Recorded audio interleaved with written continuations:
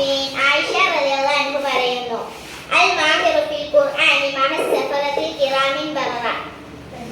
ഖുർആനിൽ നൈപുണ്യം നേടിയവർ ഖിയാമത്ത് നാളിൽ സഫറ എന്ന ബഹുമാനികളായ മലക്കുകളുടെ കൂടെയായിരിക്കും സ്വർഗ്ഗത്തിൽ വസിക്കുക.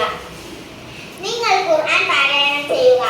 അത് ഓതുന്നവർക്ക് ശുപാർശ ചെയ്യാനായി അന്ത്യനാളിൽ അത് വരുന്നതാണ് എന്ന് മുസ്ലിം റിപ്പോർട്ട് ചെയ്ത ഹദീസിലുണ്ട്. അല്പമെങ്കിലും ഖുർആൻ മനഃപ്പാഠമില്ലാത്തവന്റെ ഹൃദയം ശൂന്യമായ വീട് പോലെയാണ് എന്ന് നബി സല്ലല്ലാഹു അലൈഹി വസല്ലം പറഞ്ഞിട്ടുണ്ട്. ഒരു പ്രദേശത്ത്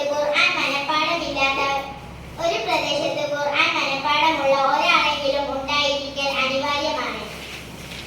സൂറത്തുൽ ഫാത്തിഹ, അസ്-സജ്ദ, യാസീൻ, അർ-റഹ്മാൻ, അൽ-വാഖിയ, അൽ-മുൽക്ക്, അൽ-ഇഖ്ലാസ്, അൽ-മുഅ്വിദതൈനി എന്നീ സൂറത്തുകളും ആയത്തുൽ കുർസി, ആമന റസൂൽ, ലൗ അൻസൽനാ മുതലായ ആയത്തുകളും ഓതൽ പതിവാക്കൽ മഹത്തായ സുന്നത്താണ്.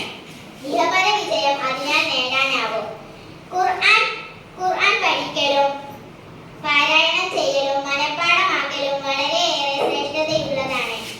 അതിനാൽ എല്ലാ ദിവസവും നാം ഖുർആൻ ഓതണം. സൂറത്തുൽ മുൽക്കിനെ പറ്റി നബി സല്ലല്ലാഹു അലൈഹി വസല്ലം ഇങ്ങനെ പറഞ്ഞിട്ടുണ്ട്, ഖുർആനിൽ ഒരു സൂറത്തുണ്ട്, അത് 30 ആയത്തേ ഉള്ളൂ. അത് പതിവാക്കുന്നവന്റെ പാപങ്ങൾ പൊറുക്കപ്പെടുന്നതുവരെ അതിൽ അല്ലാഹുവിനോട് അത് ശുപാർശ ചെയ്യും. ഖുർആനുമായി ബന്ധപ്പെടാത്ത ഒരു ദിവസം പോലും നമുക്കുണ്ടാവരുത്. അല്ലാഹു അതിന് നമുക്കെല്ലാം തൗഫീഖ് നൽകട്ടെ. ആമീൻ.